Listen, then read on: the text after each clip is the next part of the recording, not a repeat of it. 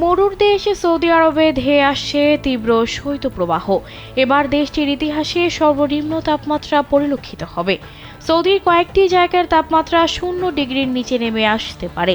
কিছু অঞ্চলের তাপমাত্রা -4 ডিগ্রিতে পৌঁছাতে পারে। শনিবার এই তথ্য জানিয়েছে সংবাদ মাধ্যম গালফ নিউজ। ঠান্ডায় সবচেয়ে বেশি কাবু হবে দেশটির উত্তরাঞ্চল, যার মধ্যে রয়েছে তাবুক, আল জৌফ, উত্তরাঞ্চলীয় সীমান্ত ও উত্তর মদিনা।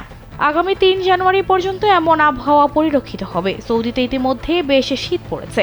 শনিবার থেকে যে শৈত্যপ্রবাহ শুরু হচ্ছে, এর প্রভাব তাবুক, আল জাউফ এবং হেইলের তাপমাত্রা -4 ডিগ্রিতে নামার আভাস পাওয়া যাচ্ছে। তবে জাতীয় আবহাওয়া কেন্দ্রের মুখপাত্র হুসাইন আল কাহাতানি গত বুধবার জানান, স্যান্ডেলিনা সো রূপচর্চায় আভিজাত্য। এসব তথ্য গুজব। মরুর দেশ সৌদিতে গ্রীষ্মকালে পরিলক্ষিত হয় অসহনীয় তাপমাত্রা।